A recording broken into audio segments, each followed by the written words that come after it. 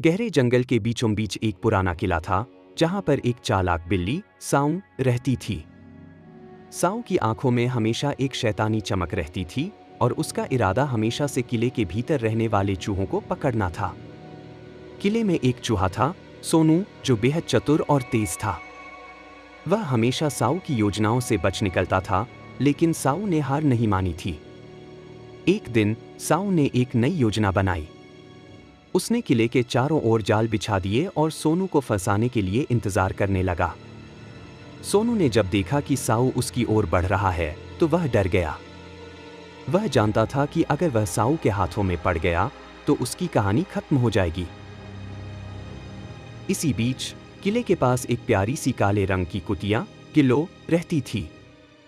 गिल्लो का दिल बहुत बड़ा था और वह हमेशा दूसरों की मदद करने के लिए तैयार रहती थी। जब उसने देखा कि सोनू संकट में है, तो उसने तुरंत मदद करने का निर्णय लिया। गिल्लो ने अपनी तेज सोच का इस्तेमाल किया।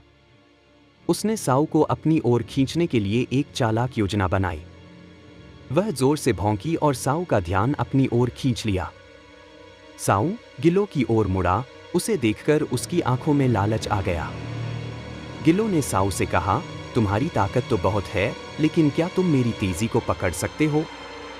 यह सुनकर साऊ गुस्से में आ गया और गिल्लो के पीछे दौड़ पड़ा। लेकिन गिल्लो ने अपनी चालाकी से उसे चकमा दिया और तेजी से दौड़ने लगी।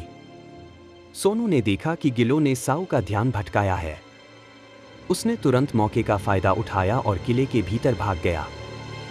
गिल्लो ने साऊ को और दूर ले जाकर उसे उलझाए रखा। आखिरकार साऊ थक गया और गिल्लो को छोड़कर वापस लौटने लगा। गिल्लो ने खुशी से सोनू को बताया कि वह सुरक्षित है। सोनू ने गिल्लो का धन्यवाद किया और कहा, तुमने मुझे बचाया, तुम तो सच में एक नायक हो। गिल्लो ने मुस्कुराते हुए कहा, हम सबको एक दूसरे की मदद करनी चाहिए।